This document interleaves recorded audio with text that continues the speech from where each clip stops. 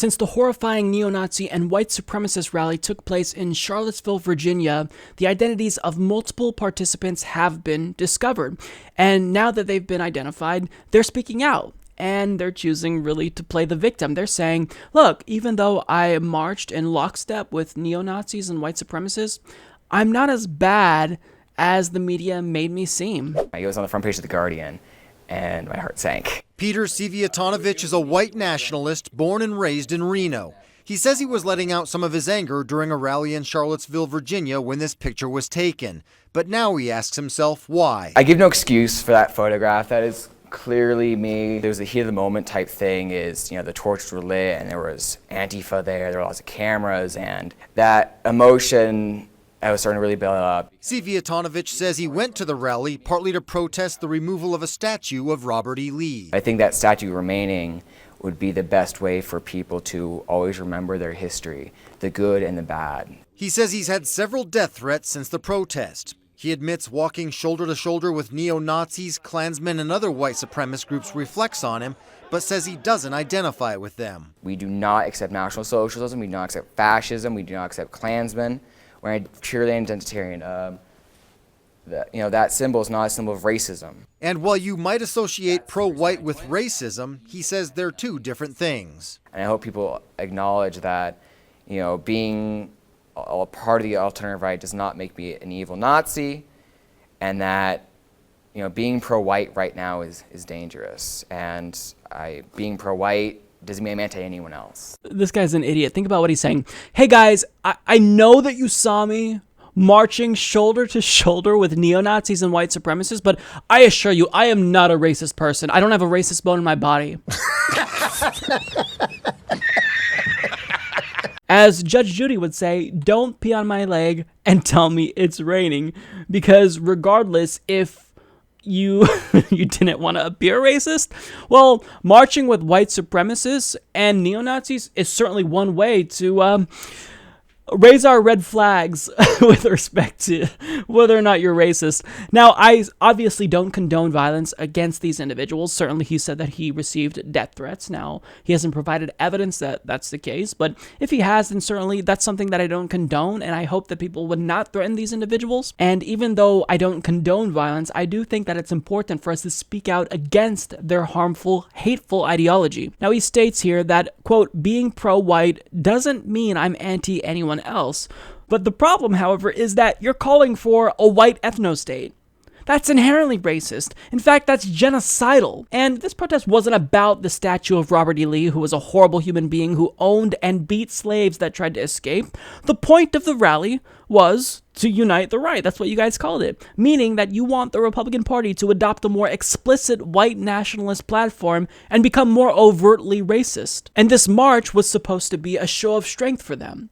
So what's funny to me is that you have these guys who are being identified playing the victim. They're using identity politics. I mean, if you ask me, it sounds like they're a bunch of SJWs, which obviously I'm sure they're against. But let's take a closer look at what these snowflakes were chanting. You will not replace us! You will not replace us! Jews will not replace us! Jews will not replace us!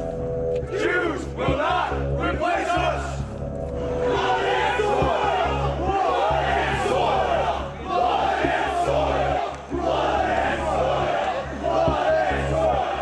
Blood and soil! Whose streets? Our streets! Whose streets? Our streets! Whose streets? Our streets! So they're chanting, Jews will not replace us, and blood and soil, which is basically a direct nod to Nazi Germany. They're carrying torches, which is a nod to the Ku Klux Klan. And this guy's claiming that they're not racist. Yeah. Now, let's see what another one of these Nazi snowflakes had to say who was identified. Ross Story explains, according to the Livingston County News, Jared Kuhn was filmed on Friday and Saturday last week by a BBC documentary crew as he carried a torch on the University of Virginia campus and chanted Nazi slogans and marched with the KKK and neo-Nazis the following day. Kuhn says he's not a racist, but that he traveled the nearly 500 miles from Honey Falls to Charlottesville to protest the removal of a Confederate monument monument to General Robert E. Lee from Charlottesville's Emancipation Park. So we have another one here. He swears he's not a racist, guys. I mean, he only flew 500 miles to protest the removal of a statue of a Confederate Army general who owned slaves and then beat those slaves when they tried to escape, and he also was chanting neo-Nazi slogans. I mean, what's racist about that? I mean, these guys... I don't even know what to say. It's just a joke at this point. So these idiots are either dumb or disingenuous, but I'd like to give them a little bit more credit. I think they actually know why they were there, and I think that they know that they were marching in lockstep with neo-Nazis and Klan members. But now that they were discovered, well, now they wanted to do damage control and say, well, we're not racist. See, the reason why the Ku Klux Klan wore hoods is because they didn't want to be identified. They didn't want to face these social repercussions afterwards. But you guys decided that, you know, you wanted to be brave and courageous enough and show just how big of a crowd you were and march without masks. But now that people are discovering who you are, you don't get to play the victim and pretend like you're not a racist. So the question is, I mean, there's a lot of misinformation about this event. What is it that they were actually about? What do they represent? So for that, I think that you can get an accurate description of what the goal was by going to what Christopher Cantwell has to say, who is one of the neo-Nazi organizers of this event. He assured us that the goal of this protest wasn't to do violence. In fact, they were trying to be peaceful and non-violent. So here's a video of him explaining how they were definitely trying to be peaceful, even though their side killed someone.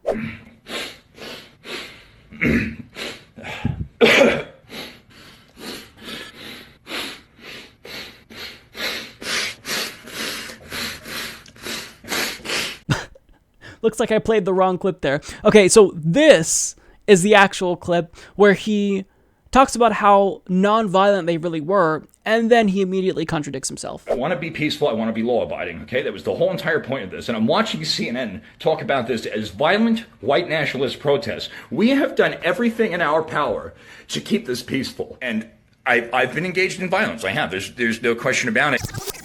And I've been engaged in violence. I have. There's no question about it. I've been engaged in violence. I have. There's no question about it. I want to be peaceful. I want to be law-abiding. I've been engaged in violence. I have. There's no question about it. And I've done nothing to hide that. But it was done in defense of myself and others. We're not non-violent. We'll fucking kill these people if we have to. So he claims that their goal was to be peaceful, and they only resort to violence as a means of self-defense.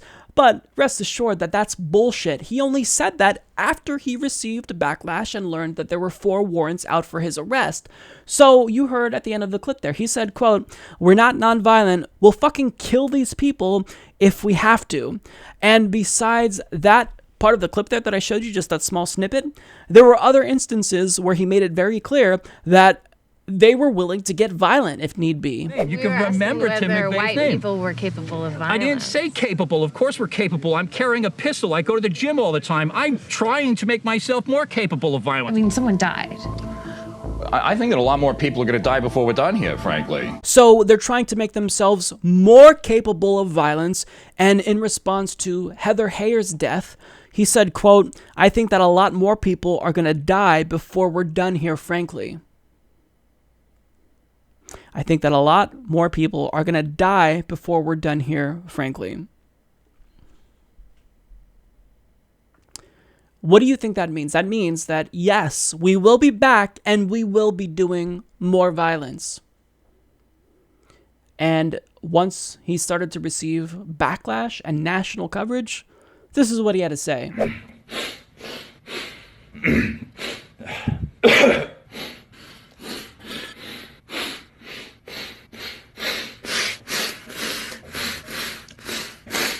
So this is what I really want to stress. These individuals, all the people who attended the Charlottesville protest, the Unite the Right rally, they're neo-Nazis. And it is incumbent upon us as progressives to speak out the loudest and denounce what they have to say. And I know that to a lot of people that sounds That sounds dumb because nobody's in favor of Nazism and fascism, right? Well, sure, it may still be socially unacceptable to be a neo-Nazi, but these types of hateful ideas have the tendency to spread like the plague. And we have proof of that because The Hill reports 9% of Americans said holding neo-Nazi or white supremacist views is acceptable, according to a new Washington Post ABC News poll released Monday. 9%. That is terrifying and shocking. Nearly 1 in 10 people thinks that neo-Nazi views are acceptable. So that news right there should shake everyone to their core. There should be no more denying whether or not these people were neo-Nazis. Regardless, they want a white ethno-state, and they're marching with some people who self-identify as neo-Nazis, and certainly they are marching with members of the Klan. So you can try to frame it any way you want to, but they're racist neo-Nazis, and that's terrifying. Now, it may seem like these neo-Nazis are just a small fringe portion of the country, but let me remind you that the Nazi Party came to power in Germany when nobody expected their views to catch on. In fact, the Nazi Party only received just over 2% of the vote in the 1928 election, and subsequently, they got more and more electoral support in each election. So, during times of austerity, when citizens are economically deprived, they're especially prone to radicalization, which is why we need to be especially vigilant now with how much income and wealth inequality we have in the country, because people are looking for an answer. And if they think Nazism can get them out of poverty or make them feel a little bit better and, scapegoat someone for their economic issues, then they might be inclined to join. Certainly, more people will be more inclined to join than you think. So we have to take this seriously. Now, the question that is really important is, what do we do? How do we combat Nazism?